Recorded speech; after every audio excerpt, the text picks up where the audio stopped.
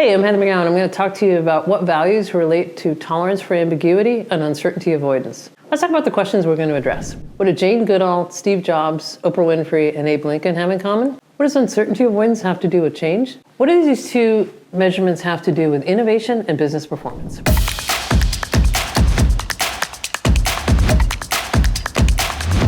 So tolerance for ambiguity is measured in the individual, and uncertainty avoidance is measured in the system, and generally measured in the country. So let's talk about Geert Hofstede's 6 dimensions of measuring cultural differences across countries for business performance. He developed this when he was at IBM. And the 6 dimensions are the Power Distance Index, or PDI, individual versus collectivism, IDV, masculine versus feminism, indulgence versus restraint, long-term versus short-term orientation, and uncertainty avoidance. We're just going to talk about uncertainty avoidance, but I shared with you the 5 other ones as well. So let's look at the countries, because uncertainty avoidance is measured in countries. It's not measured in companies, and it's not measured in individuals.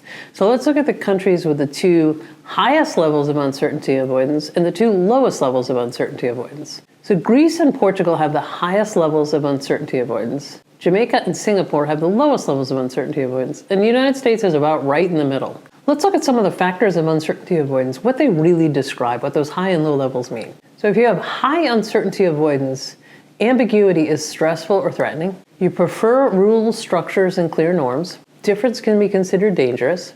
You seek clarity in the right answers. A lot of comfort with I don't know. And you have a greater pull towards certainty or absolute truths. People in these cultures have higher anxiety and emotionalities at the social level. Now, when you're trying to create change in organizations with high levels of uncertainty avoidance, change is difficult and comes very slowly. Let's talk about individuals with some high levels of tolerance for ambiguity. Abraham Lincoln, Oprah Winfrey, Jane Goodall, Steve Jobs. Why did they exhibit? Let's look at Abraham Lincoln. Part of his success was his failure.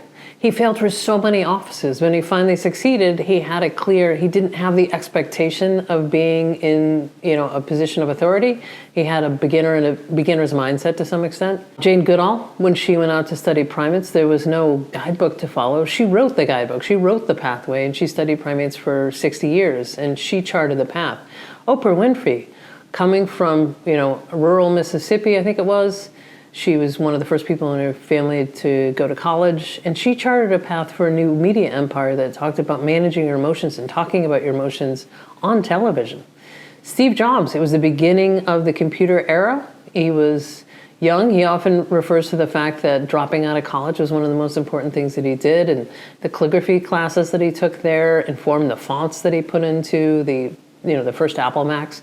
So these folks with high tolerance for ambiguity, you see that a lot of times in unusual and charismatic leaders, you see it in entrepreneurs, you see it a lot in creative folks, because there's a lot of ambiguity that you have to deal with, and navigating through ambiguity and uncertainty that makes them successful with that high tolerance for ambiguity. So let's talk about tolerance for ambiguity and what it means to the individual.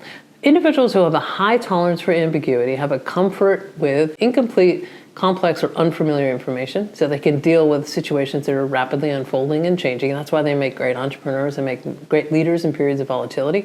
They can have flexible interpretation, have multiple views. There's no one certain right answer based on any past or routine. They're open to new ideas. They have curiosity over a threat response. So when you lunge towards certainty, it's because a lot of times you are threatened by being in uncertainty. People who have a high tolerance for ambiguity can look creatively about, what if? They can experiment and iterate without perfect clarity, and they have a lower need for a premature close. They can hang in ambiguity and look at the options for longer. A lot of times people with a high tolerance for ambiguity are energized by opportunity. They're energized by that what if. So tolerance for ambiguity is measured in the individual. It's measured by psychographics. There are people who generally do well in VUCA, volatile, uncertain, complex, and ambiguous situations. So tolerance for ambiguity is somewhat malleable. It changes with experiences, it changes with roles, it changes with demands. Uncertainty avoidance is measured in systems. Countries with low uncertainty avoidance see change as an opportunity. They have a pretty high tolerance for risk, and they prefer to experiment over predictability. Countries that have high uncertainty avoidance